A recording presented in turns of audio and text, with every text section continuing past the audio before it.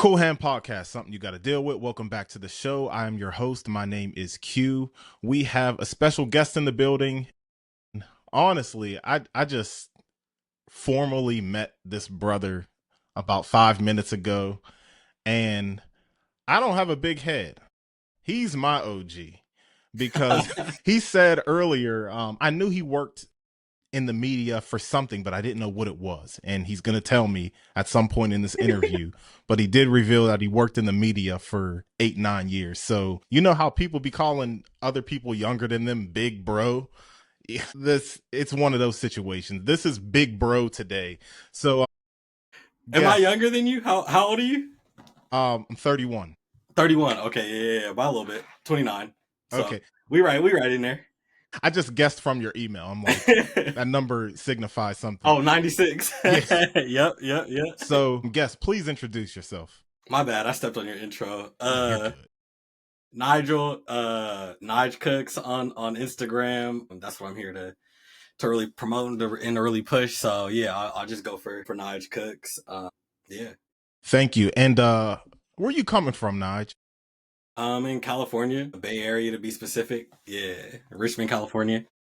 Shout out to the Bay. Shout out to Richmond. Yes, sir. It's 8 o'clock. It's a little past 8 o'clock over here on the East Coast. So it's early out here. Yeah, West Coast time. It's a little past 5. So, but that's the one thing that I love talking to different people about, or just conversing with different people, because it could be just 2 different time zones. But I just love making it happen. So, Richmond, Bay Area. Now, I was talking to a couple people I think are your homegirls that I met in North Carolina, right? Okay. So it was Mariah and it was Bree. Okay, yeah. And I was trying to have specifically Mariah, because Bree was like working, break down like, what is the Bay? I'm an East Coast dude. I'm ignorant. So what is the Bay Area for somebody like myself who's ignorant?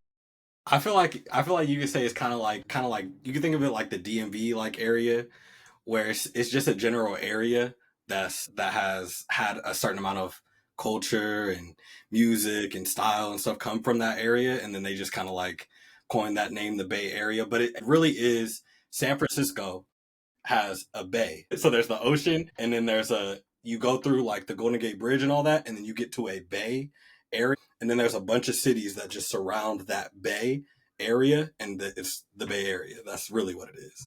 Hey, yeah, you broke that down very well. Thank you. Because I never knew it. I just, you say the Bay, you hear about the Bay in music, but I never actually knew what the Bay consisted of. If your city is touching that water in the Bay Area, then you are Bay Area.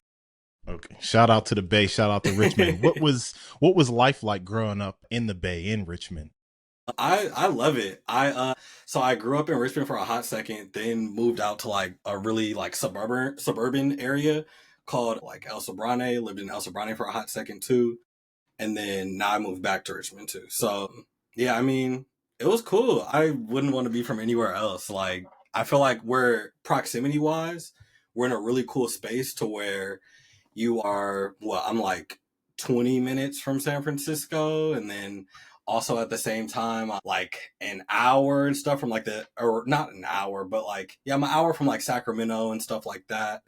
Then you got San Jose. I'm just throwing out names. I don't know if like places that you I know Sacramento because of the Kings. So okay, well, so some other like bigger spots that are kind of in the area is I'm like 45 minutes out of Napa. Like, so Napa is like, destination for wine and stuff like that. Then like 3 hours south of like the Sierra Nevada mountains. So you can go like snowboarding, Yosemite, all that type of stuff is like up that way, like 3 hours from us up that way. Then we're like 5 hours from LA and all of that too. And so we're kind of like smack dab, like right in the middle. Yeah, that's what's up. Seems like I like it. We were out in California a little bit early this year. It was my first time to Cali. I've been to Vegas before, but not Cali. And, we were away from the wildfires, thankfully. But I liked it out there. It was a nice vibe. I like the people out there. So shout out to the West Side in general, man. Yeah, where at out here? So we were in Anaheim. Okay. Disneyland trip. Laguna Beach for a little bit. We were bouncing around. We went to downtown LA. We were all over the place over there in LA, but a little bit of Long Beach, I think. But it was cool. It was cool. Nice, especially the weather. I hate the winter, so being out Yeah. there during the winter was nice. So Shout what out did you to shout out do? to LA. Shout out to LA. Shout out to the land, all that. Um so what were you doing? What type of kid were you growing up? I don't know. I guess like probably just like a dreamer. I was always like, I don't know, this is gonna sound like corny, but I was always, dressing up and living in my little imaginary worlds and stuff like that, and had my action figures talking and stuff to each other. My parents said, like, when I was really little, that they didn't even really know if I could talk super well, Hmm. but they walked in on me one time when I was playing with my action figures, and I was like full sentences with the action figures. And they were like, oh, like, so he really can, like, he is picking stuff actually up. But yeah, like, I think I've always been like a very happy, like, dreamer type of kid, like, growing up. That's what's up. What were your hobbies? So you were playing with the action figures, you were in your own world. Where else did your imagination take you? Bro, so I have like I've had ADHD since I was a little kid. So my parents had me in literally every uh extracurricular imaginable. So I was taking like pottery lessons. I was in band, I played drum, I played the snare for a while. Like third grade to like seventh grade, I played the snare. I was Yeah, like I got really into fashion, got really into like clothes and stuff too. So I was like, I would intern at these like silk screening spots in San Francisco when I was a little kid. So Wow. yeah, just always kind of like into the arts and into just like trying to make something happen, even though I didn't even really know what make something happen means. Yeah. You was always getting to it, it seemed like. Always trying to get to it, but just running around in circles. Got you. So I'm picking up, I see Gil Scott Heron. Okay, I see Benny the Butcher. I see Solange in the back. What music were you coming up on? And I remember a one few thing. Yeah, more. you got Marvin Gaye back there. You got Jack Boys and Duke. Oh, look, this is a Come well on versed now. gentleman. Come on now. We ain't even done. Come on now. I see Blood Orange up there, Corinne Bailey Ray, and I don't even know the one Yes, on sir. that last one. I don't know. Easter egg. Easter egg. Say it in the comments if y'all if y'all know There, what that see, if y'all I know what like that him. Yeah, is. you know this media stuff. Yeah, say it in the comments. I'm like, so what music were you coming up on? Oh man, bro! Like the first album I ever remember buying was Musicology by Prince. That was, bro. That was my album. Like that album really changed my life. Bro, had it on CD. This is CD player day. Yeah. We like the same age. So CD player days. You get the like real baggy hoop shorts, and you could get your CD player in your pocket. And yeah, bro, I was playing musicology all day long. And then that was actually my first concert I ever went to. Also, like my mom took me to see Prince. Mom took me to see Prince in Oakland at the Oracle, and it was Prince, uh, Sheila E, and one other person. But yeah, at the Oracle. I want to interject real quick because this is wild. Because my mom took me to the musicology joint in Pittsburgh. No. That was the, that was my first concert ever. Yeah, I knew it was something. It was something about that musicology, bro. It's Yeah, just like we could never get over it. That's why we got yeah, these albums everywhere now. dog. That like to hear you say that. I don't like. I'm not the biggest like Prince fan stan or anything like that. But like, just that I've never heard anybody mention musicology. So Bro. just hearing that, and then like I think everybody got a CD when you went to that concert. Yeah. So that's crazy. Shout out to Prince, man. Shout outs to Prince. So wild thing about that is right after that, this brother like moved into our hall. And so we start chopping it up, all that type of stuff or whatever. I told him I played drums. And at this point, like I stopped just playing snare. I was taking full like drum lessons at this point. And so then he was like, yo, like I usually have people like over for little jam sessions at the cribs. You slide through. It's in Richmond. So pull up his music room is a full-on recording studio in his basement, and it's wild. And then Yeah. he has these like trophies, like awards and stuff like that. And so I go and look at them, bro. One of them says "When Doves Cry," and I'm like, "What you mean when doves cry? Like, why you got? Why you?" And he was Yeah. like, "Oh yeah, I got it for writing it." And I was like, "Bro, you wrote "When Doves Cry"?" And he was like, "Yeah." So he was a bass player, and so then just kind of started tapping in with him a lot too, and his two sons got real close with them, and then we were over there. I feel like that was like a real cool creative space, like just like time capsule that's still just in my mind. Yeah, that's the sirens let you know it's real. So, okay, do you still play any instruments today? I don't, man. I don't. I got to high school, started hooping, and then like, bro, like everything just went out the window. I Yeah, was going yeah. to the league at 5'6". I got you. Did you play for your school? Okay. I have a feeling you was nice. Was you nice? I was okay. I was okay. I mean, I was really fast, and that was like a gift and a curse. Everybody knows that like fast person that like, you know, freshman year to like junior year, your speed I could blow by anybody. My first step is faster than anybody I've ever seen. Senior year, bro, everybody got that first step. Like so, then I was like, I really like. I'm behind on working on my left. Like I got all handles, but it's all moves to the right. And Uh, so when people switch that stance up, it was like, nah, you're not you're not going right. Go left. Think it ain't for me. Dog, that was one thing I learned going to high school too. I didn't play no high school ball, but the concept of having a left hand was foreign to me until I started hooping for real. Like even in pickup ball, and it's like, all right, force them left. Yeah. It's a rude awakening. And So I could go left. Like, I'm not about to talk crazy about my game. I could go left, but like it was a cop out. Like I could go left. Like I had one dribble, mhm. like power dribble. Then I could go to level left hand floater, and then I had like one, in and out cross, and then I could go to my right, then Mhm. behind my back to my left, Yeah. and then finish left. But like everything was like I got to somehow incorporate the right in here to Yeah. establish myself. And I think that was really like a hiccup in my game that I could have worked on, but I was like, man, whatever. Hey, shout out to the Hoopers, man. Shout out to the Hoopers as well. So you got a cool story. We're not even really into the interview like that, and I'm having a good time. This is the first virtual interview of the year, by the way. So we're Hey, yeah dope. we're starting off 2025 with a good interview. So Now all you're right. asking good questions. I was excited about this because I was like I went and watched some of your other interviews, and I was like, okay, this is like I like your homework and stuff that you do too. So Appreciate it. If you say so. I'll take whatever compliments you got because I just be talking. Somebody I just be talking. So there's another thing I wanted to touch on with the music too, because you're a Bay Area dude. So you got your Too Shorts, your E40s. Those are like the biggest names that I think of when I think of like that Bay Area thing. You got Lil B, Lil B made my teenage years. base god. Yeah, yeah, facts.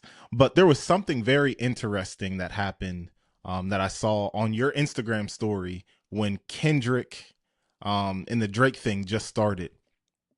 And you kind of like broke down something that was misinterpreted by the masses from Kendrick's Like That verse. And it was like no 40 water or something like that. And it was very like niche, and I thought only somebody from that area would be able to break that down unless you're like somebody who studies Bay Area hip hop. So what can you tell us about like the hip hop in the Bay? I really love like all our artists in the Bay. I've had the pleasure to work at and do work with a studio in Oakland called the Reef Studios for a little bit too. I still work with them. Those are my brothers over there, running a really cool studio. A lot of dope artists coming out of there, and I think just kind of like being in that environment a lot like really helped me grow a lot in my music knowledge. And so like yeah, when I'm always around them and they're always talking music and always talking Bay Area music specifically, then like I was when that Kendrick stuff was going on, like we're having full on debates in the studio, and it's like, 10, 12 heads in there, everybody like talking about everything that's going on. So it was cool. Like, I think a lot of people know a lot of Bay artists, but I think a lot of people don't know that they're from the Bay. You got like you said, you got 40, you got Too Short, you got Mac Dre, and people know that they're from the Bay. Andre Nicotina, you got, your people who were like set. And then you got, like outside of just rap too, you got her, right? A lot of people don't associate her with the Bay. You got Kaylani. A lot of people don't associate Kaylani specifically like with the Bay. But though, her is from Vallejo.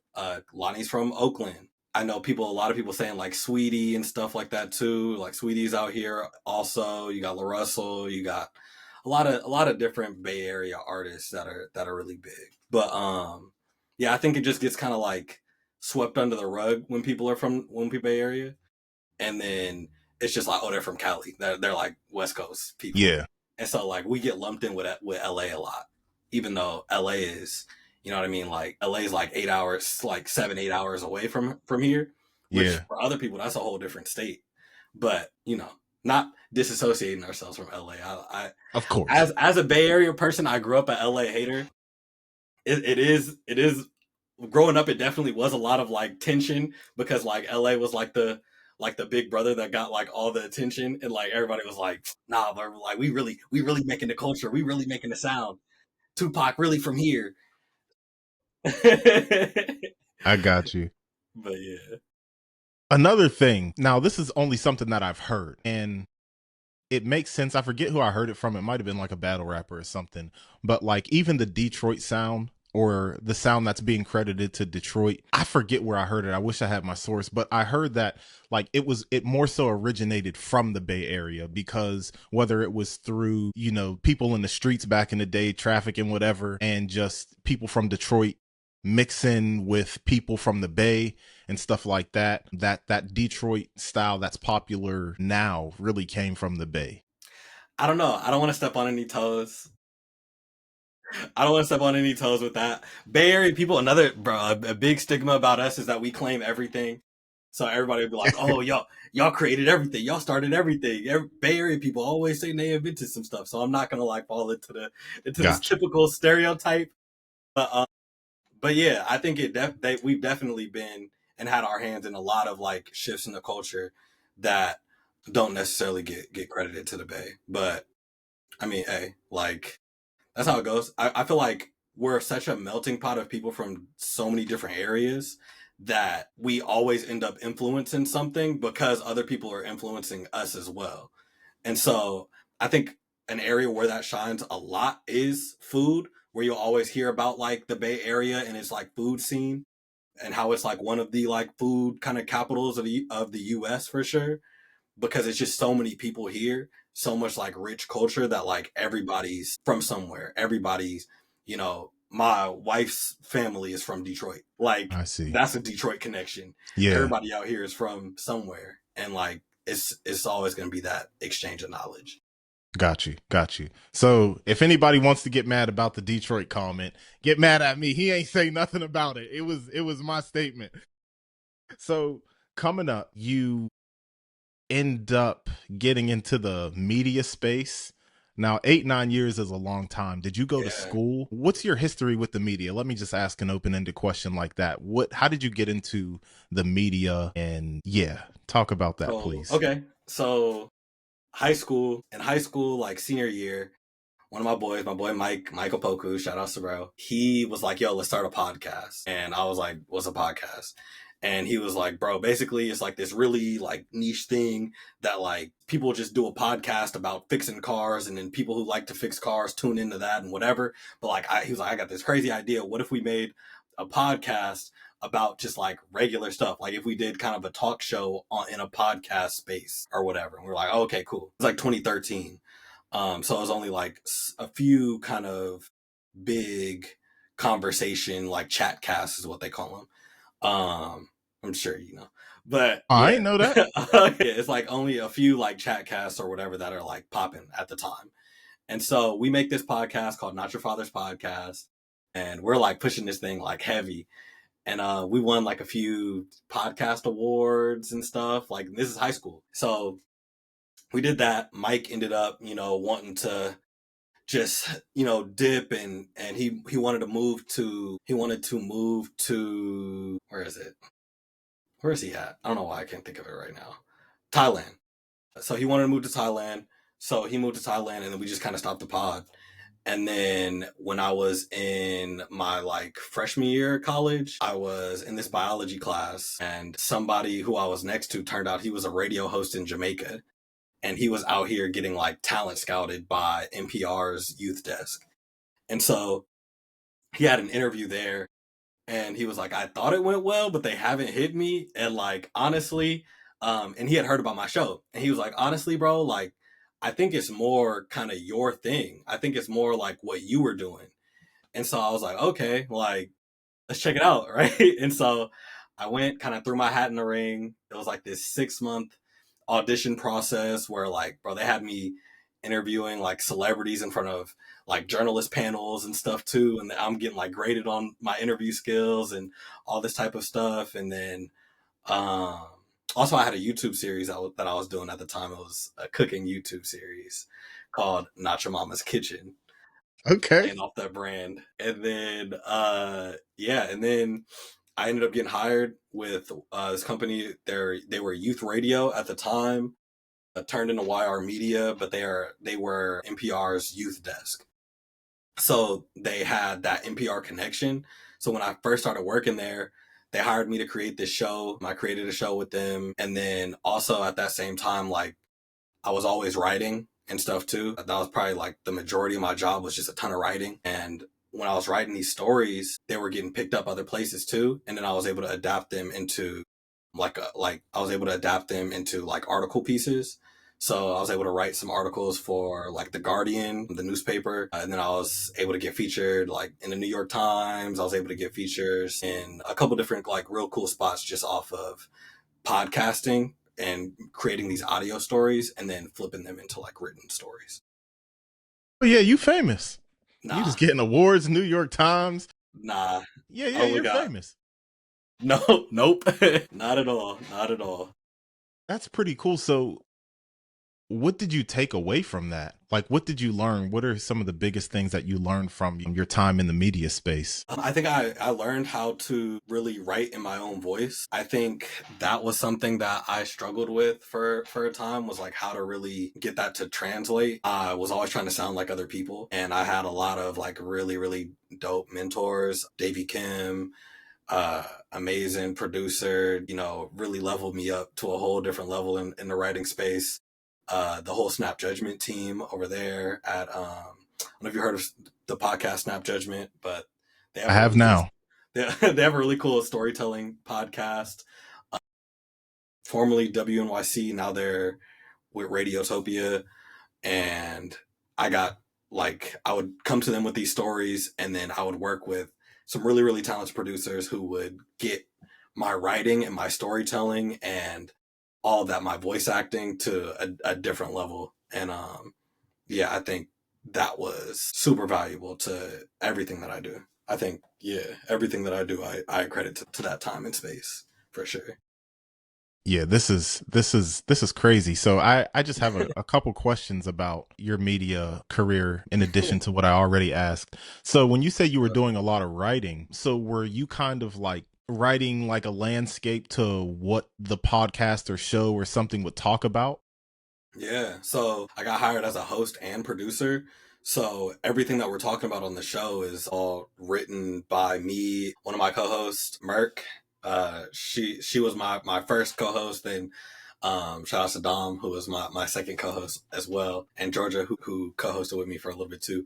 Um, but yeah, we were writing everything ourselves. So we're writing segments and kind of the behind the scenes of that, like on some of these like really highly produced shows. Some shows are a little more loose format, right? So you're like kind of just free talking, and there's not a real like script, or you just have like bullet points.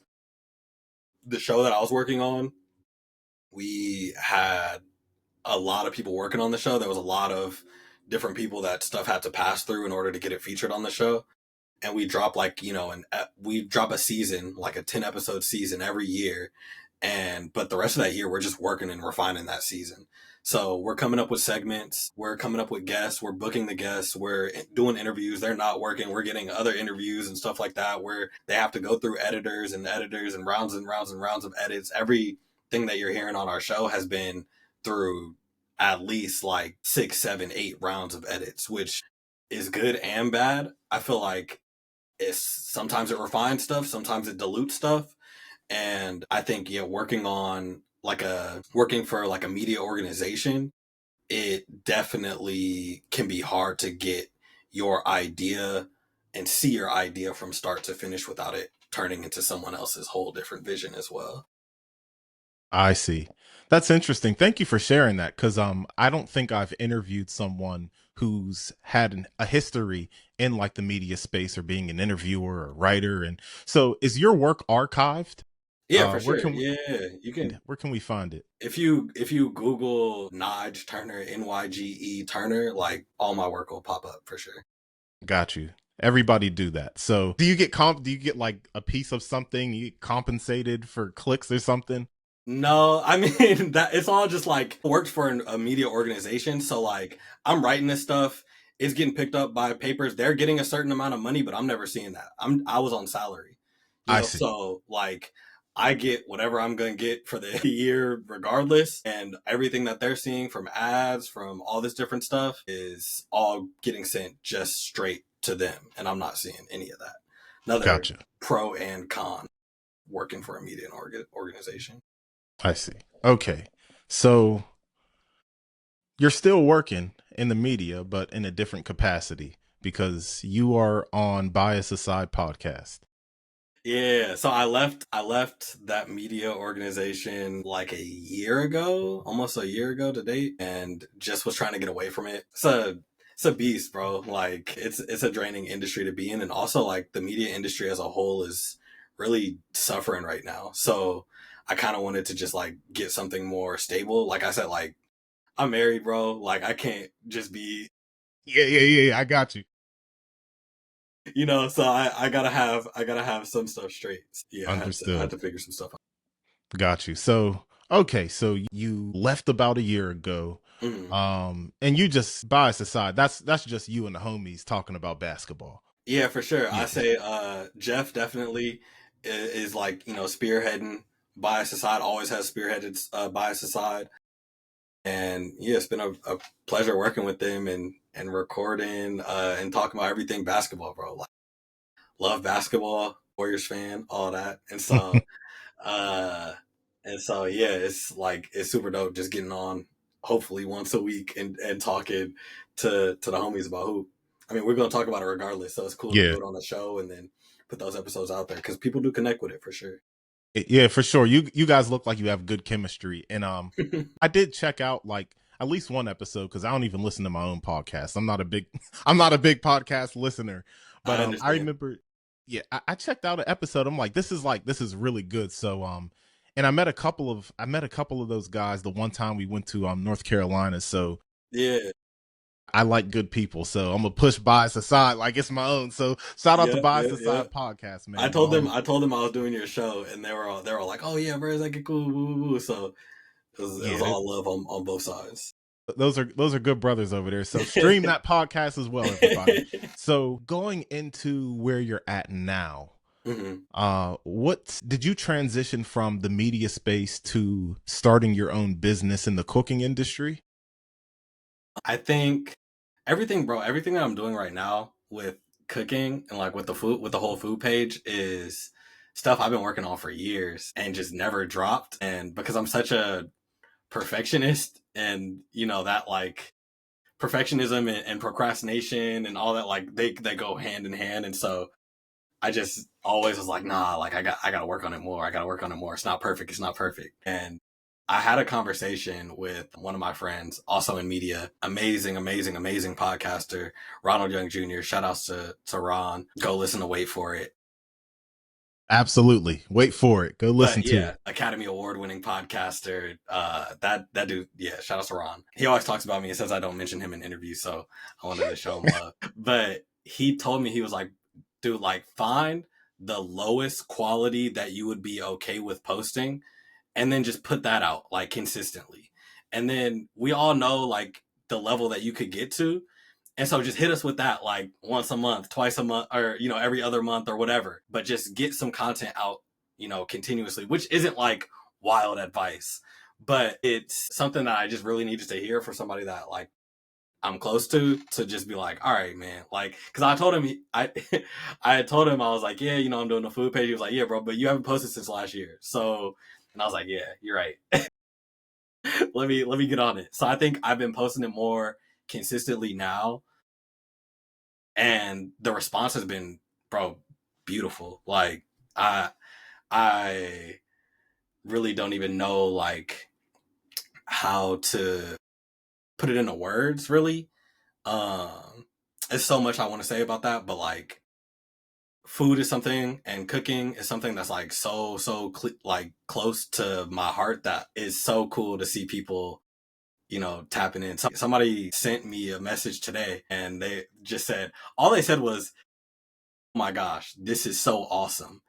That's not like, they didn't write me a letter, they didn't write no whole full page or paragraph or anything like that, but it was just so cool that somebody that didn't know me at all just took that time for the food and said like, yo, this is so awesome, and just saw all that, because there's so much that goes into it, so much that goes behind it. And yeah, it was cool, it's powerful. That's what's up. Let's talk about your history with food because you did mention you had Not Your Mother's Cooking on YouTube, and also how these ideas that you are slowly releasing now as you're pushing your own brand now. What is your history with cooking? Because your stuff be looking good. I didn't know you cooked till you started pushing your page, and I'm like, wow, like this looks like premium good food. And even recently you dropped this high quality promotional post talking about community and sourcing your food from local vendors, local produce, all this stuff. And I just thought like this is amazing. Like you're putting in the work, you're showing people what you do and how your brand is special. So what is your history with cooking? For sure, yeah. Plays clip here. I it's so hard for me not to think of like editing.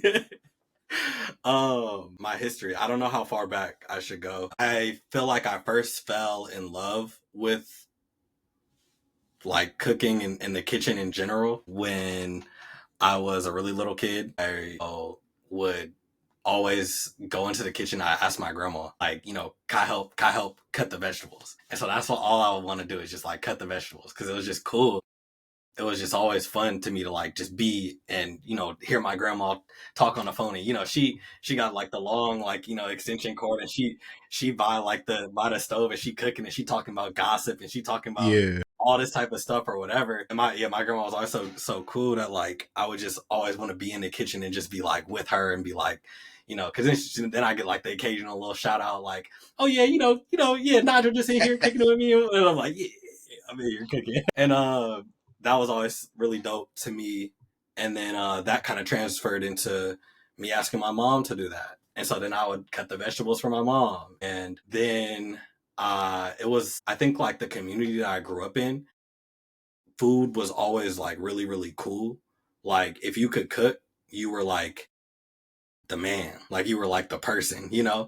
Like everybody knew people for a dish. And I think that is what made it like immediately really interesting to me. Like I wanted a signature dish. My dad was known for the peach cobbler.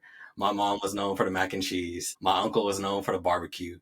And like everybody knew. Like, and I love going to other places. I'm in, we're hours away. We see somebody and he's still throwing them ribs on and that stuff was so tight to me that like I wanted a dish. I wanted to be that person. And so, and it was always cool to just kind of like hear that stuff, and then you gotta act all humble and stuff, and you gotta oh yeah, I threw something together, whatever. And so yeah, that was what immediately made me want to get into cooking, and that's immediately what got me in the kitchen. Then when I was in like, well, I'll stop there. I'll let you ask another question. Keep going. This is, Okay. yeah, I'm So engaged. then after that, I remember I would go to this like summer program every year called College for Kids. Sorry, I'm gonna turn this light on. I would go to this summer program every year called College for Kids. And there was this class you could take. It was called Fun with Food. And it was like a chef was the teacher in the class. And everybody got these got these hot plates at your desk, right? And then you just got to cook like all day. Like that was the work. That was the class. So for like an hour every day, every summer, I would take Fun with Foods and I would just cook, and then that was probably when I was like, yeah, those are like my early teenage, preteen years where I learned the basics. Like, I learned how to not burn stuff up, and like you learn basic seasoning and stuff like that or whatever. The type of stuff that like your parents and stuff don't really want to take the time and like show you, piece by piece. Like if you could kind of throw some stuff, sorry, if you could kind of throw some stuff together, then people don't have any problem like teaching you how to cook. So like when I got those basics, then I was able to jump in the kitchen like with my mom and then be like, hey, like you throwing them oxtails together, like can I help? Like outside of just chopping the vegetables, like can I actually cook it? And she was like, for sure. Like so then I was doing that, cooking with her and stuff often. And yeah. And then I think that's like where I got like my basis of cooking. And then my uncle, his dad used to have, this is like a, cousin, uncle type of situation, black people stuff. So his dad had a barbecue restaurant in San Francisco that was like real popping back in the day. Then he stopped doing that, but then he started cooking for the conventions. And he would cook, this is back in the day when they provided food. So he would cook for the conventions and like pull his big, trailer barbecue pit up and just, cook for everybody. So that's, like thousands and thousands of people that you're cooking for. And then he kind of passed that down to his son, who like took me under his wing and then taught me how to barbecue too. So then I started barbecuing with him every chance I could get. And it was always like this fraternity, like of dudes who like it was like the barbecue dudes. And like they throw down on a barbecue, but it was like an exclusive club to try to get into. And they started me off just like seasoning. All I could do was like season. And so I'm seasoning to the max, like or whatever. I'm talking like for years. I'm just seasoning. Okay. And then I got to like the cooking and everything like that later, which was cool. And then another like family friend added me to her catering menu for her restaurant. She owns this really cool restaurant downtown Oakland called a Southern Cafe. And then she added me to her catering menu because she needed somebody to barbecue on her catering menu. So then I started doing that for her, started barbecuing and stuff for people. Was doing like kind of corporate events and stuff too. Like this family had me come out to like Santa Cruz and have me like barbecue in front of them, like, and it was good money in it too. So I immediately was just like, kind of hooked. And then it was just working on my own recipes and stuff and figuring out who I was, because I had a lot of recipes and I was like collecting recipes from everybody. And then I was like, I don't want to just be cooking other people's stuff. Like, let me really dive into how I can develop my own recipes. So how I did that, like I was inspired by like all these shows like High on the Hog and Samin Show, like what is that, Salt, Fat, Acid, Heat, obviously like Barbecue Showdown and Anthony Bourdain and David Chang, like all these food like creators. And I would just like watch everything that they did, like every documentary, everything that they put out. And then I was just like, I need to just get out. Like I live in like a food capital. I got to get out in the community. And so then I was pulling up to Sonoma in Napa Valley. It's tons of farms, tons of vineyards and stuff out there. And I'm just walking the vineyards talking to, all of these winemakers who are dying to talk to somebody. Like they're dying to tell somebody what they're doing. Like these people are literally living out on a vineyard. It's just them, just their house. And they're putting all this love and all this work into something. Yeah. And so when somebody pulls up and they're like, yo, like I want to talk to you about all this, this labor of love that you're doing, they're like, bro, please come on, I'm gonna show you everything. And so tapping in with a lot of like families and stuff out in Napa, like really boosted my like food knowledge to a different level. I'm no expert now, but it definitely helped me a lot and brought me to a different level to where I felt way more comfortable with like putting together a recipe and knowing exactly, not exactly, you never know exactly, but I knowing how to put certain things together, what might taste good. And then it's just trial and error. Got you. So in the timeline of things, at what point did you start going to the Napa Valleys and talking to different people within the community? It's probably like 2 years ago, 3 years ago, like I really started just getting out into the community with it. And yeah, and that's something that I'm still like working on like to this day. Yeah. Okay. This is good stuff. So you got a lot of experience under your belt, and clearly cooking is a passion. You mentioned it's near and dear to your heart, and that's obvious through your own testimony. So I understand now. I actually don't like cooking. I cook to Mm. survive. Because I'm married myself, I try to cook well, but it's not like I ain't throwing down nothing crazy. But going from knowing a recipe and putting together someone else's recipe to making your own really shows the passion and how much you value creating. So I want to talk about some of your dishes and what you make, what might be considered a signature of yours. So what went into making your own dishes? Maybe you can give us an example of one of your favorite dishes, Nyge original. I think something like the reason why it's so close to like some of you hit on like was just that it's a lot of passion that goes into it. And I think the reason why it's like so close to my heart is like, all these people, a lot of these people aren't here anymore, like, with me. Like my mom passed away like a year ago. My, grandma passed away a couple years ago. Like a lot of people, a lot of recipes and stuff, a lot of people who really like boss me up food wise, cooking wise, and stuff like that are,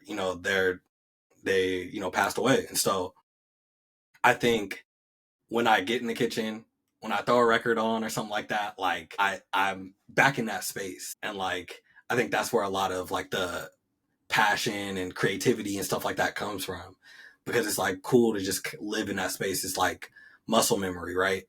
Like you get into that muscle memory, you get into that space, and then you feel that same feeling. And I think that's like why I am so into food or into cooking for sure. And then like what goes into me creating something like of my own. I mean, well, you mentioned the video that I posted about the salmon that I just did.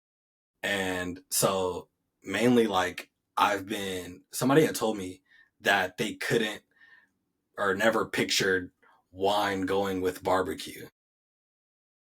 Bro, I don't know why, but that just like stuck in my head. And I just kept thinking about that. Not like I was offended. I think it's a natural assumption, right? But I just kept thinking about that. And I was like, that makes no sense, right? Like there's so many ways that like you can turn a grape into you can work a grape into a recipe, right? Like so I first started, working with marinades and stuff like that too. Like I started with the ribs. And when I would work with the ribs and stuff like that, I'm taking a lot of influence from like South Carolina barbecue, which is vinegar based, right? And so South Carolina barbecue is like all vinegar based sauces, a lot of vinegar based marinades and recipes and stuff like that. And that's something that I was really drawn to. I loved that like surprise or that sweetness that you get from like a balsamic vinegar that you're not expecting. And a lot of people will try to achieve that with like brown sugars and stuff like that, which you can. But I think that like vinegar sweet is a different sweet. It's way more complex, right? So I just like got super into balsamic vinegar and just was like nerding out, talking to all these, talking to all these. I went to this family in Sonoma, and they make a ton of different balsamics, right? And they age them too. And so they were like, they told me they were like, yo, when the balsamic vinegar gets to like year 10, 15, it completely changes in flavor profile. And now something that was, majority bitter before and stuff like that is almost like candy. Like if you taste a 15, a 25-year balsamic vinegar, it's like syrup almost. Interesting. And so I got really into that and was like, that's just how I'm about to, start working it into my recipes, and let me see how people react to it. And everybody who was trying my barbecue and stuff like that with that was just like, oh, like, where is this coming from? What is this? Whoop, whoop. So then once I realized it worked, then I'm just thinking quality. Like, let me get the highest quality. What is like the best I can do balsamic wise, whatever. And so then that's where like the sourcing and stuff comes in, where I'm talking to all of these different winemakers and stuff like that. And I'm just sourcing like the best material possible, or the best ingredients possible. And then like once I got that going with the ribs, then I just started thinking about other things. I'm like, smoked salmon is like a more delicate barbecue like recipe, like fish is more delicate, right? And so I'm like, okay, how do I get that to go well with wine? And so I'm going to, I had an orange salmon one time in a restaurant. I loved it. And so then I remembered talking to that family out in Sonoma, and they make a blood orange olive oil. So I was like, okay, now I'm gonna make that same salmon recipe with the blood orange olive oil. Then I'm like, okay, I was just talking to this other family who does, they grow these Cara oranges. I tasted them over there. I was like in love with the taste. I'd never had like an orange that juicy before. And so like I, started sourcing the oranges for them, and I'm like, okay, going back to, Samin Nasserat, like going back to her salt, fat, acid, heat. I know there needs to be an acid. There needs to be an acid that's breaking down the meat. So where's my acid coming from now? My acid's coming from my vinegar, but also my acid could come from a orange citrus, marinade. So that could also break down the meat as well. So like I'm trying all these different things on like how to break down the meat, how to, what can really work, what could really get those flavors into it. And then, then it's down to the wood, and I'm working on my cedar planks and stuff like that. So then I'm working with a winemaker, just telling him about my cedar planks, telling him about this recipe, and he's just going back and forth. Shout out to Purity Wine out here in Richmond, and he's just going back and forth to just barrel after barrel after barrel. Like, I think this is it. I think this is it. I think this is it. And we landed on a perfect, wine to go with, to marinate my cedar plank in. Then, and it was an orange wine. Mm-hmm. So then it's all coming together. Then I'm talking to, beekeepers and stuff like that. And crazy. And I'm talking to beekeepers about the honey. And so I did the recipe with regular honey from the grocery store, right? Mm-hmm. Then I'm like, like what if I got like local honey? Then I get local honey from, a higher end grocery store. Then I'm like, bro, I'm cutting out the middleman. Like, let me talk to the beekeepers. So I'm talking to the beekeepers, and they like, bro, at the grocery store, even at the high end grocery store, they still not all, but I got some secret stuff or whatever. Yeah. Like, you can really tap into this. And I'm like, okay, cool. So then it just spirals like that for me. I think that's what really just goes into the recipes, and I think that's what's setting my food apart right now. Absolutely. Absolutely. Yeah, this is crazy just hearing you break it down. And like, as you're speaking, I'm hearing things I never heard of before, such as, you need an acid to break the meat down. Like that's foreign to me to hear something like that. But something that's not foreign to me is wanting to give someone the best version of a product. Right. And that's what it sounds like you're doing. Even like on some Frank Lucas stuff, cutting out the middleman, going straight to the supplier. Like that's really impressive. Not that like, my opinion on food means anything, but that's like really, really impressive hearing about the effort that goes into making an Nyge original, excuse me. So how long did this whole process take? Let's just talk about the salmon. How long did it take to create this recipe? I don't know, bro. It's difficult to quantify it, but also it's not done. Like it's still so much more to do. There's like, this is what I know now, but I'm sure like if we have this conversation in a couple months, I'm about to be like, bro, I was tripping then. This is what I really got to be on. Have you heard of, you know what I mean? Like, have you heard of salt from the so-and-so? And I'm gonna be telling you about how I'm leveling up the salt on a different, like, it's always something different. And like, when I find something new out, like I just get super passionate about it, and I just want to like keep learning. And so I think it's hard to like say how long something took, because I'm taking stuff that I've known from a really long time, with certain stuff that I just knew, with stuff that I found out a year ago. Like it's everything is a culmination. And I think that if my recipes or if these things that I like to cook just keep growing with me, like I'm just excited to see where it'll go, where I could take it. And I think all this stuff was just happening kind of in my head at first. And now like I'm really just trying to get that stuff out of my head. And so I'm trying to merge my storytelling and my writing skills with, you know, my video making and stuff like that skills or whatever, because that's a whole nother aspect where like, you know, me and my boy Eric, shout outs to Eric, who ODW on Instagram, one of my homies who we went to college together. He's an amazing videographer and documentaries for Pixar. Shout out to Eric. But he, you know, was like, bro, like let's lock in on lighting. And I'm like, okay. And so like we're, you know, doing all these we're in these warehouses at these like gaffing houses, and we're like working on lighting, and we're working on like different diffuses and like all these other different things. And it's just like it's a lot of work that goes into it. Also my boy is composing all the music for these bigger videos too. So like if it's not like a post where it's like a song or whatever, but if you see that original audio, that's Yeah. all coming from my boy Bear, who's playing every instrument that you hear on there. And so like I'm trying to level everything up. Like I'm trying to level the food up, but also I'm trying to level the video making up. I'm trying to level my storytelling up. Bear is working on the music. Like Eric is working on a video. Like we're trying to like really make really quality content. And I think that's what I think we're getting in a groove here. And so I'm excited to see where we're gonna take it.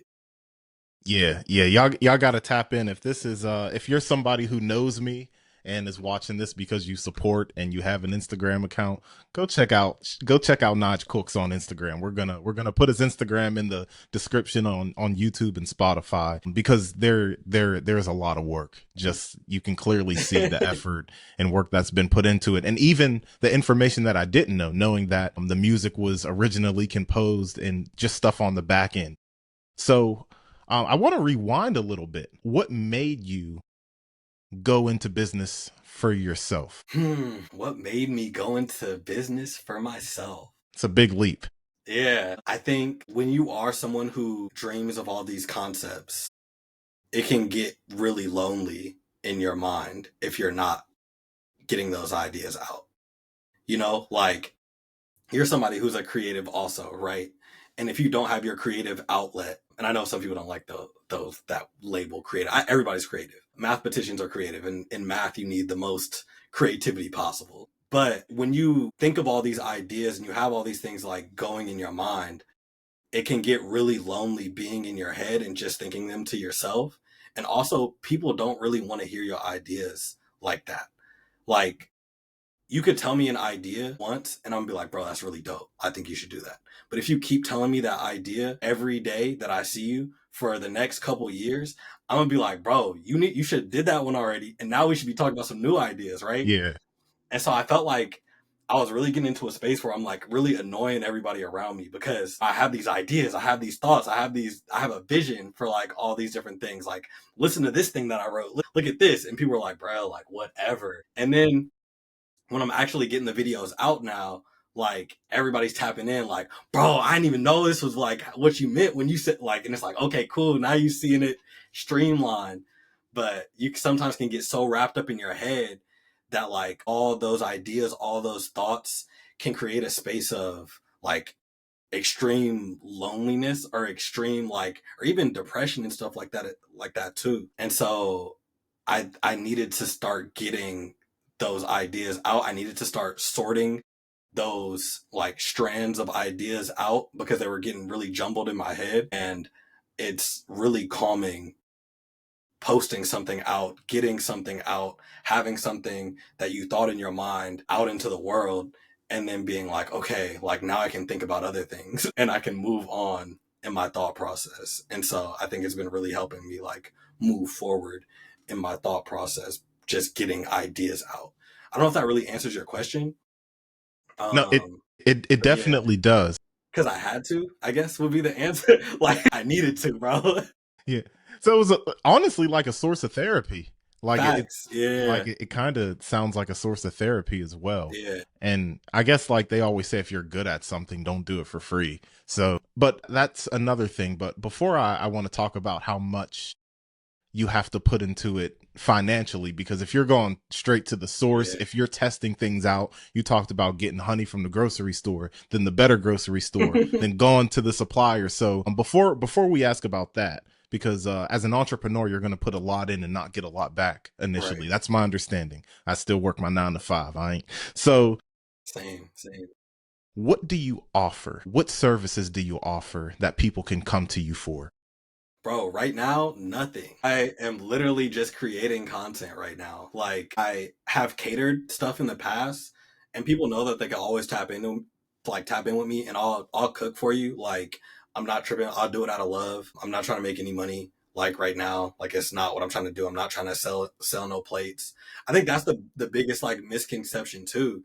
Is like a lot of people are like, like, bro, when the plate's going up, when the plate's going up, and I'm like, bro, I'm not selling plates. Like, honestly, what I am really focused on right now is I really want to do a barbecue pop up at a premier winery out here. And I really want to do like a partnership, like a series with them. Not even like so much to make money, but I just love like the art of it. And I guess if I'm making money, like I'm not about to turn down any money or anything like that either. But I think you can't think about it like that. Obviously, some people, like if you're in a situation like you have to think about certain things like that, but I'm not doing this as like a source of income at all. Like I'm losing so much money doing this, but it's fun. And so I think, yeah, like right now I'm just cooking and trying to make it look cool on Instagram. Okay, I'm glad you said that. I'm glad I asked that because I had the game messed up. I thought you jumped out the window, went into business for yourself, and this is how y'all are gonna eat. Like Nah, bro, off. Okay, I'm working in like construction, like mechanical piping, HVAC, all that. I'm working in purchasing right now. So like got you. all the like we are getting these. I mean, this isn't an ad for my 9 to 5, but yeah, I'm doing like behind the scenes like stuff for like construction right now. So yeah, like that's what I'm doing 9 to 5, and then on the weekends or when I have some time off or whatever, like it's all about the food, like for me right now. Got you. See, this is what it's all about. You're not trying to sell nothing as of right Bro, now. I'm not selling anything, but I will cook for you. Like if you're local for sure, like all that. Everybody knows they can tap in. People tap in. Even off the post, like people have been like, bro, like I need, 4 or 5 racks of ribs, yada yada. Yeah, I got you. Like that's what's just give me the money for the ingredients and I'll throw it together and I'll make it as cheap as possible. Or I can make it as high end as possible too. Like if you want me to get only grass fed beef and like all that type of stuff, like I can make those connections. I could get that to you also. Or if you want to do something like, bruh, I can make you ribs for 25, $30 yeah. if you really want to get down to it. But like, um, but yeah, and I think there's also no shame in that too. I feel like that's something weird too, like in the food industry as well, is like people start making these like elevated dishes and stuff, and then they start like looking down on like, well, you got your meat from, you got this from there, that's where you got your ingredients from, and nah, bro, like I will make something that I feel like I will make the highest degree of difficulty dish or whatever possible, and then just throw some nuggets in the air fryer, and that's what hmm I'm eating because I don't even want to eat that no more. Like I Yeah. made that for y'all. Like I'm I'm about to go eat this or whatever. Like so, I also want to kind of demystify that like that part of the food industry as well. And like barbecue is my medium from now, but I left it open because that's why I did Nyge cooks instead of Nyge barbecues because I don't want to put myself in a box. Like I do it all. So yeah, that's with that. But like it's hard to tell really what direction I'm going in, and I'm also not putting like a clear plan to it on purpose because I've done that in the past. And then when you're constantly working for something to fit a mold, everything seems to fall apart. And so I'm really leaving it open to grow and to change as I grow and change. and then that will change. But I'm really in a space of like, one of my homies like tapped in and he was like, bro, like you the Richmond Anthony Bourdain right now. And I'm like, honestly, that's what I'm trying to be on. Like right now, I'm trying to be the Richmond Anthony Bourdain. That's what's up. I respect it. I respect it all.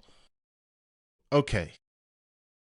So we established you do this out of love. You ain't turning no money down though. So if you want to link up, if you want to pay for that Facts. premium meal, tap in. Yeah, I got you. I want to talk about the money that you put in, because you did acknowledge that you're losing money in experimenting with some of these things, and that's what happens when you're chasing a passion and trying to Mhm. create the best. Just so people know, if they ever have one of those high quality ingredient Nyge dishes, the story behind it. So How much money goes into stuff? yeah, you don't have to put a dollar amount on it, I but don't. Yeah, I don't care. But go ahead. no. If you want to talk about, because as soon as you started talking about like sourcing, even seeing the video of you know, going out in the community and talking to people and the Cara oranges, I'm like, all right, money. Like it's you're going to these sources. So just if you can elaborate on that, what you're putting into it monetarily, and feel free not to mention the dollar amount, but I want to emphasize how much is going into this. Yeah, no, I want to be as transparent as possible. Like, um, I am spending a lot of money on this, but like also not like I'm not counting. I have been going to link up and stuff like with these people, but bro, when I'm tasting all these different things, like nobody's ever charged me. Like I went and tasted probably like 100 different olive oils, bro. Not a single dollar is spent. Like it's just when you're really interested in stuff, and also when people are growing something and making it themselves, they're not like penny pinching like that. Like they're not watching you like, hey, you know, you said you picked that up or whatever. Like they're like breaking a piece off, bro. Like try this. No, try this one. Try this one. Try that one. And I think when it comes to really figuring out and sourcing all this different stuff, I've been able to get samples from any and every farmer, winemaker, all these people for free, and been able to get a cool enough sample to go cook something at home with. So that isn't really like draining my pockets or anything like that. I think just with the social media stuff so far, that has kind of been like the thing that's costing a lot. And I'm, you know, doing all this research and like what goes into engagement and what goes into uh breaking into the algorithm and getting the algorithm to pick up your stuff and all that. It's a lot of research and stuff like that goes into that. Like where it's, you know, 2024 it was hashtags. Now 2025 it's SEO copy. Your captions are getting picked up as like SEO copy. So you have to include certain keywords in your captions to get a certain amount of looks, to get a certain amount of views. And so I'm like I'm paying money on a software to get that. There are free spaces to do that as well. So you can just hop on Google or hop on YouTube and you'll find free places to do that as well. And then also just like when it comes to like boosting posts and stuff like that too, if I'm putting $100 like behind, you know, each post, it's that's a lot of money to be putting behind different posts. But yeah, I'm committed to it. I really want to create a community is what I'm really trying to do. Is I really want to create a community around food. And I want my comment to be full of people who cook and who are really into food. And even if you don't cook and if you just like to eat, that's cool too. Like I just like people who talk about all the behind the scenes stuff and who can really like nerd out about food. And that's what I'm trying to create on my page. And so I want to create a community there. I want to create a community of people, of chefs, of home cooks, of whatever you are, with these farmers, with these beekeepers, with, you know, these people who are coming up with these ingredients, who are growing it and harvesting it.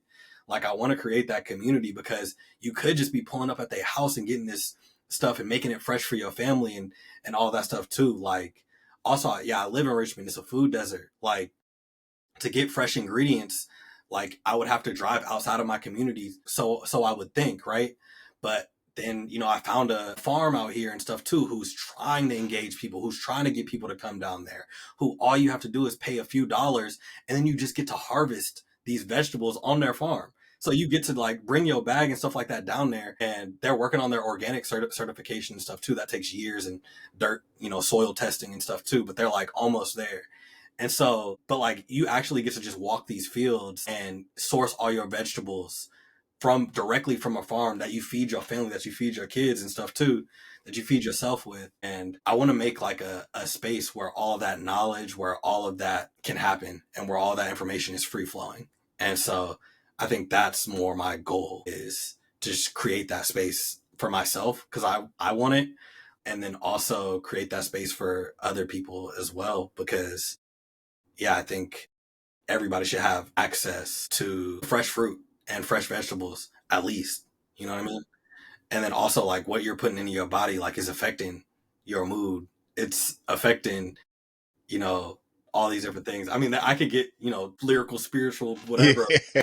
but it's real. I mean, being 100% transparent, like, I've struggled with my anxiety for as long as I can remember. And I was on medication for my anxiety, and it wasn't helpful. Like, I almost felt like it made me feel worse.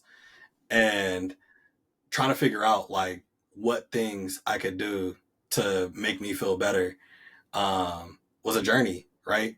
And so food is definitely a part of that. No, that's real. That's real. I'm glad you said that. So, because I am one of the medicated nature when it comes to good old Western medicine, Yeah. and they be giving me stuff. I'm on like a bunch of different trials right now. Yeah. So, And that's hard, bro. That's hard to do. Like that, landing on something that works, and then that thing that works stops working. It's so annoying, yeah. like, but go ahead. Yeah, no, you're right. Because somebody else who I do the podcast with, he was dealing with that. He's been open about like he had to stop his medication, then restart because it wasn't helping anymore. I guess his body started tolerating it. And I guess there's no delicate way to ask this question. Are you just off medication right now when it comes to anxiety? Yeah, currently I've been off of medication for about 3 or 4 years now. And yeah, that's a Okay. journey as well. And so the food or what you are intaking is definitely helping. That's the assumption that I'm getting, or the correlation. I think it's several things. I'm not saying like, oh, y'all Yeah. eat, try this special thing, and then Yeah. your anxiety is going to be cured. No, bro. I had a panic attack today. Dang. So it's like, it's never a cure, you know what I mean? Like that for anything that you're dealing with, especially like mentally and all that or whatever. Like, and there's so many things that could throw you off of whatever you're on. I think through taking a lot of anxiety classes and being in a lot of support groups and all this type of stuff or whatever, like, bro, I've had anxiety, and I hate when people are like, "Don't say you have anxiety, brother." Nah, I got it for sure. But like, yeah, bro, I remember being like 3 or 4 years old, having panic attacks and not knowing what to call it, and my dad doing like, placebo stuff where he had this Vaseline bottle, and he wrote in Sharpie on the Vaseline bottle, "breathe cream." And so I'd be having these anxiety attacks, and I couldn't breathe, and I, be going to him like out of breath, can't breathe, don't know what's going on, and he would be like, "Oh, let me get the breathe cream," and then he put, the Vaseline on my chest, and I'd be like, "Oh, okay, yeah, it's opening up, it's working." But that's how far back my anxiety goes for sure. So it's not like, oh, it's something new or whatever. But yeah, I was on medication. I didn't like how it made me feel. I felt like I couldn't think as clearly. I felt less creative. I felt like people would say stuff. I'd be in a conversation with people. People would say stuff, and I'd want to respond. I'd have a response in my head, and it just wouldn't make it out. And it was that would freak me out. And so I was just like, okay, I need to like lower my dosage or whatever at least. And that's something I need to do. So that's something I experimented with my doctor as well. Like, I'm not by any means telling anybody like, don't listen to your doctor. Yeah. No, I worked with my doctor to lower my dosages and stuff like that, and to ultimately get off of medication. You know, working on all these different techniques to snap myself out of my reptilian brain or whatever, right? Like, Yeah. the doctor will break it all down for you, right? So it's like a couple different things I do. Like I'll tap on like, pressure points and stuff, and all these things will kind of snap me out. I'll do my five senses, if in a moment where I'm having a panic attack or where my anxiety is really high, like where, I'll think about what I smell. I'll think about what I taste. I think about what I see. I'll think about all those things, and those will bring me out of my head and into the moment again. A lot of different tricks that I've picked up Mm-hmm. through a lot of classes and stuff, but also, certain smells, certain tastes, certain things that have like also helped me as well feel more balanced as a person. And then along with that, like food is definitely an aspect of that as well. Like where when you're eating better quality food, you will feel better as a person just all around. So, uh, Thank you for sharing that seriously because I'm pretty transparent myself. So yeah, I took duloxetine and for anxiety, and it seems like you've really worked hard to get to where you're at today, and that is respectable because just keeping it real, a lot of black folk don't want to go to the doctor in general or admit there's something off with them or something that they notice. They just ignore it and power through. That's what we want to do. We just want to power through. We'll get over it. Woo. So just know how much of a journey it is to take yeah. control of your health. And I just want to give you your props. So Don't get the game messed up. It's the stuff still be off. Yeah, for sure. but I'm working on it, and those are some things that make me feel better for sure. Let me ask you something. So because I recently got diagnosed with ADHD, and I don't believe I have it. I'm just keeping it real. Were you prescribed a stimulant at any point? Oh yeah, for sure. Yeah, this is when I was really young. I got diagnosed with ADHD um, by several doctors, and I think it was I think it was Adderall. I think it was Adderall at the time. And this is before, I know people are like weird about Adderall and stuff now, but Adderall was not Adderall like when I was on Adderall. Yeah. It was either you were on like Adderall or Ritalin for ADHD. This is like not today Yeah. in ADHD medication.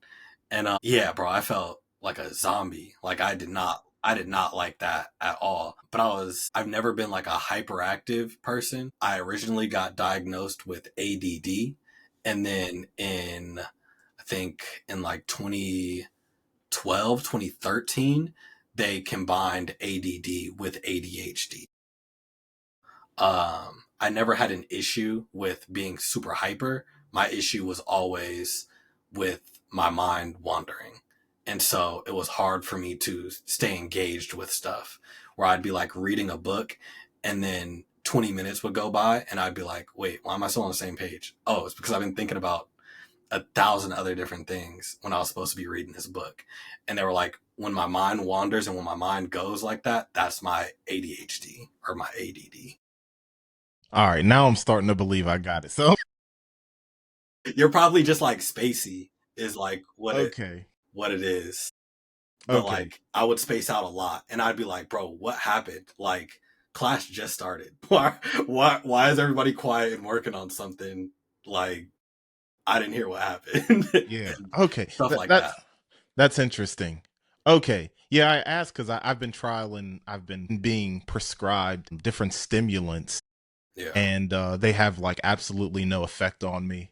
And I'm like, all right, like I just don't get it yet. I'm not sold. Yeah. But yeah, interesting. Just that was a personal thing. Nah, it's cool. But okay, is there just winding down on the interview front? This has been a very insightful, and I just want to throw in, I think I'm starting to realize interviewing chefs is like a favorite thing of mine. You are only the second chef, technically third. It hasn't come out yet, but you're the second chef who like really is like a student of the game. And one of the very first interviews that I did over Zoom during the pandemic was Chef Rashida. I always give her props because Nice. the interview I did with her kind of changed the landscape of this podcast. Shout out to Chef Rashida. Shout out to Chef Rashida. I am What's her handle? Chef Rashida on Instagram. Okay, I am forever indebted to Chef Rashida. She was the first like sister that I interviewed who I didn't know. Okay.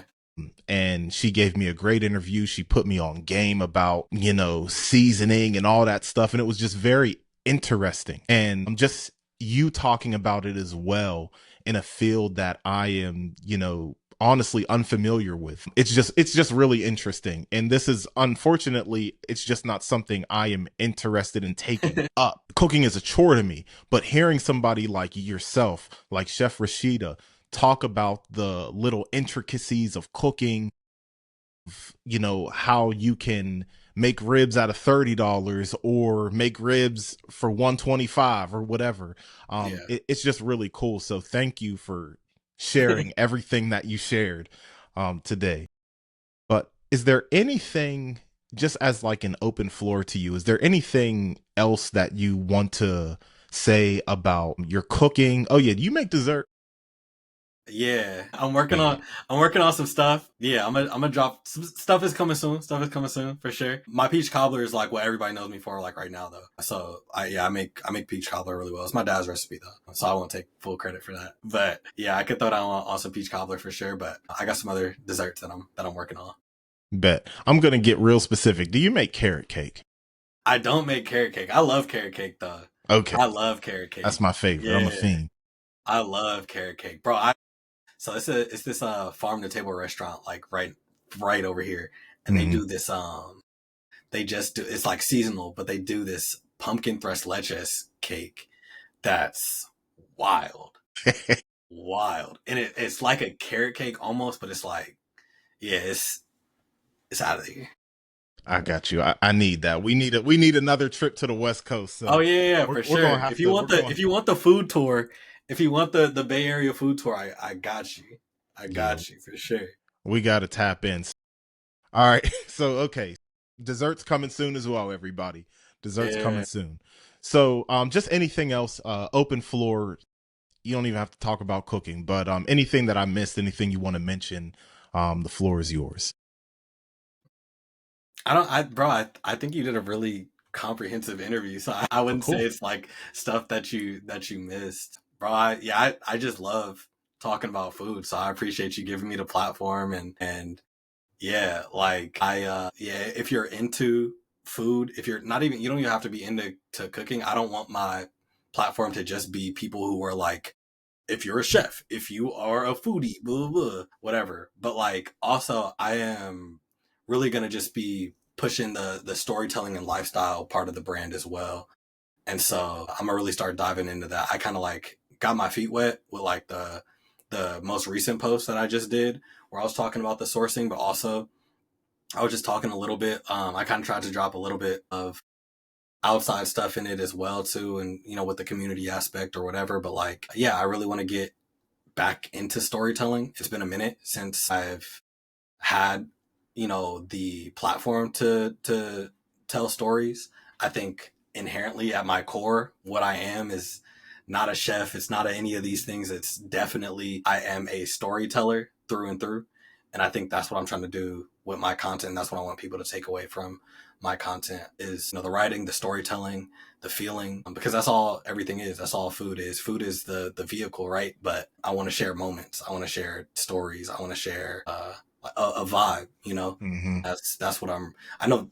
Even a vibe has I got you, but you know what I mean. Like, yeah, I want to really just share a feeling with people, and I hope that that's coming through with my content. Is that like, you know, who I am as a person, and I want people to attach to that. Absolutely. I will say that we're gonna end this. I promise y'all. It's ending soon, but I could keep going, bro. I'm having a good time, honestly.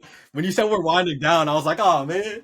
Yeah, like, but that's the thing. Like, you keep saying things that, you know, give more fuel to conversation. I do want to say that I did feel like I got something out of the post that you made. I remember I screenshotted it.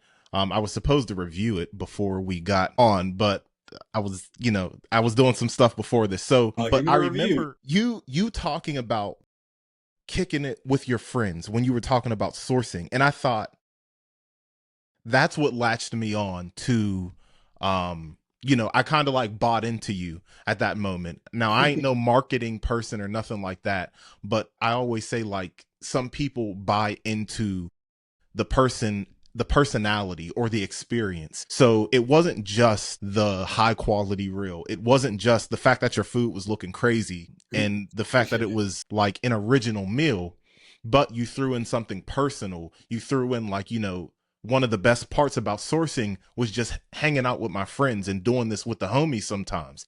Yeah. And that was something that I appreciated, and it kind of gave fuel to the fact that you're not doing this for profit. You're not doing this just to get money out of folks. You're doing this because you love it. Yeah. And I bought into it from there. So yes, yeah, that's it. I just there really I wasn't appreciate there wasn't a that. hook to that, but Nah, I appreciate that, bro. Like, sorry, I'm paying attention. It's no, do literally your thing. Yeah. my Shut dog up. Aw.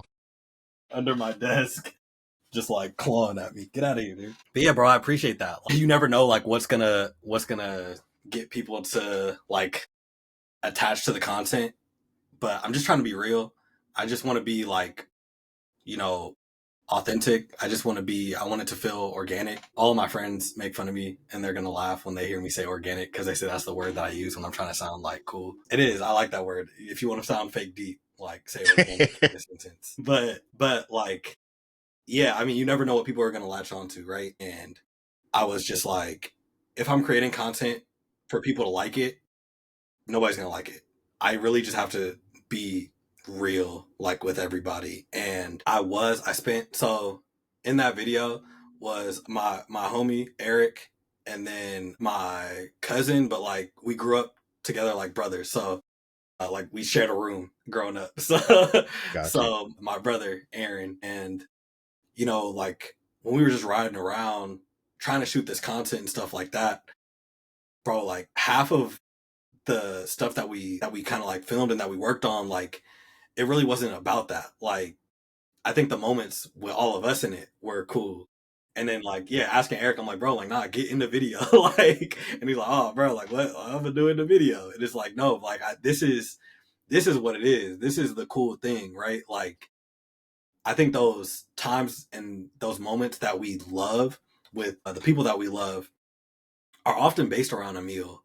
Like they're often based around y'all went to a fire restaurant and like something happened, or you don't even have to like cooking or anything or be dirty about food or whatever. But like you that time where you had a good night with everybody that you rock with, and then something like you had something that was bussing, like and it just like took it over the moon, bro. Like and I think that is like the feeling that I'm like chasing, and that is the feeling that like I really like to be in. And I think I get caught up in that a lot, um, to where I'll have stuff at the house, bro, and I'll be doing way too much.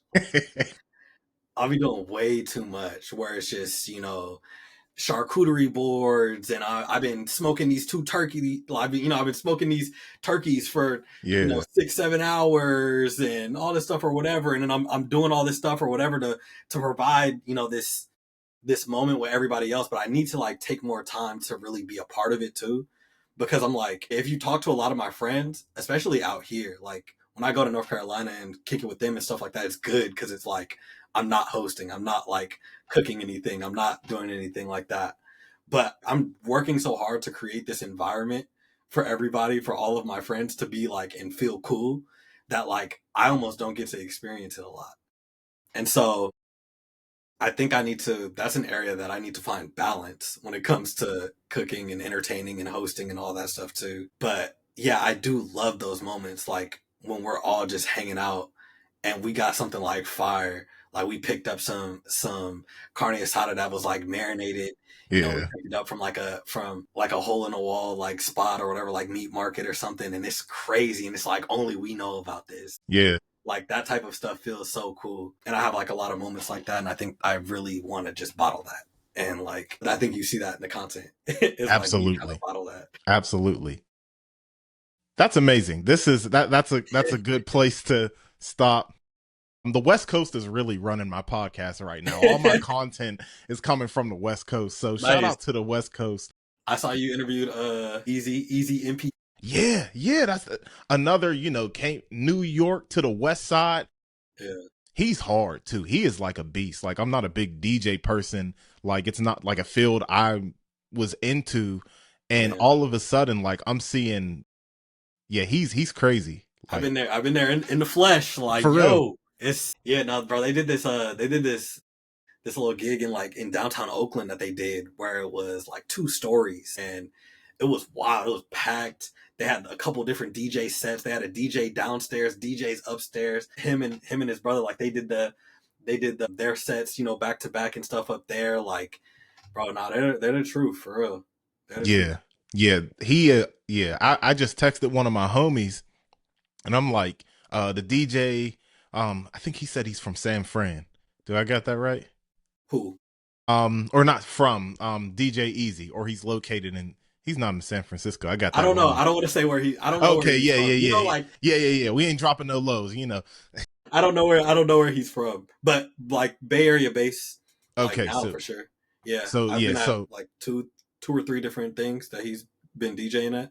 got you. So in the Bay, I'm like, I told the homie, I'm like, that DJ I interviewed from the Bay is fire. Like Yeah. just seeing some of the mixes and stuff. Like shout out to the West Side, man. West Coast been running my podcast. You think I have a West Coast bias at this point? And the thing is, we're not done. I got another DJ that I'm tapping in with who's in the same sphere as DJ Easy. Okay. Yeah, West Coast is running my podcast. So thank you for taking this time out, being on the podcast. This is coming out Friday too.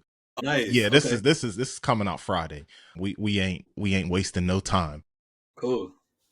Cool. Cool. Cool. No, I can't wait, bro. I appreciate you tapping in. Appreciate you, seeing the work and thinking it was worthy. It was pod worthy. So Uh, I I ain't appreciate no that. big podcast. You could like But still, collect like you ants and be on this gotta. podcast. But still, bro, I mean, I've been doing a lot of stuff. You reached out to me off the food, so I think it's a testament, like to some connecting. So You I think that's absolutely, cool. yeah, absolutely. So Nyge Cooks on Yeah, Instagram. not Nyge. My name is Nigel, but I spell it with a Y, so it's Nyge.cooks. Instagram, TikTok, all that.